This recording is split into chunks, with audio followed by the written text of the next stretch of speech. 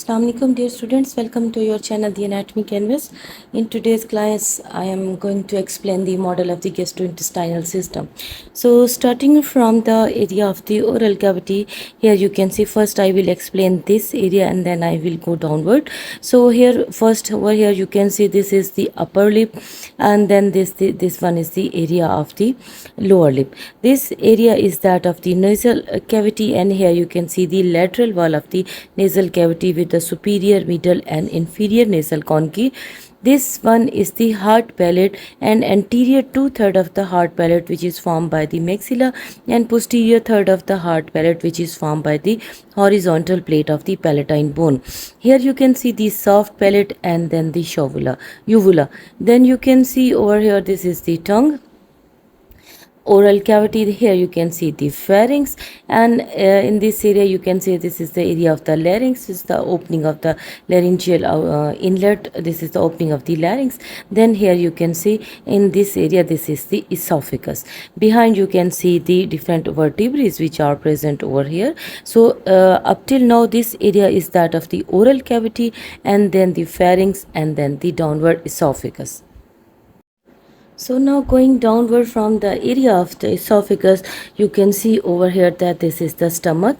This one is the cardiac end of the stomach, the fundus of the stomach, the body of the stomach, the pylorus end of the stomach. This one is the lesser curvature, the greater curvature, and if I remove the anterior wall of the stomach, here you can see the projections over here, which are the rugae present in the mucosa of the stomach. Now here you can see this is the pyloric end of the stomach, which is opening into the duodenum. So this area is that of the duodenum, and here you can see this one is the pancreas, which is present over here, and in this area you can see the spleen, which is present.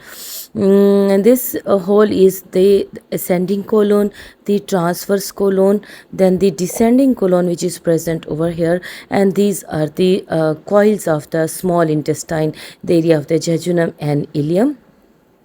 Here you can see the cecum, which is present, the ileocecal valve, which is present, and here you can see the appendix. So the esophagus, the stomach, its different parts, then the small intestine, the duodenum. Then I will remove this area part of the large intestine. So here you can see the opening of the section of the duodenum, internal view of the duodenum, where you can see the different plicae which are present over here. Then you can see in the C-shaped curve of the duodenum, you can see this pancreas which is present, and in pancreas you can easily identify the pancreatic duct. This one is the area of the spleen.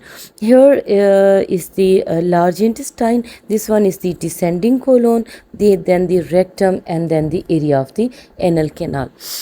Here is the ascending colon, and I have removed the transverse colon from this area, and to show you a clear view of the clear view of the organs which are present beneath it. So now here you can see in this area that this is the model of this is the associated model of the that of the liver, which is present. So this one is the left lobe of the liver, the right lobe of the liver, area of the gallbladder, the quadrate lobe. Here you can see the cystic duct and common hepatic duct, which is present, and here you can see one in the red color is hepatic artery proper, and other is the portal vein, and here you can see the inferior vena cava, which is present. So this is all about the different organs which are present in this model. Thank you very much.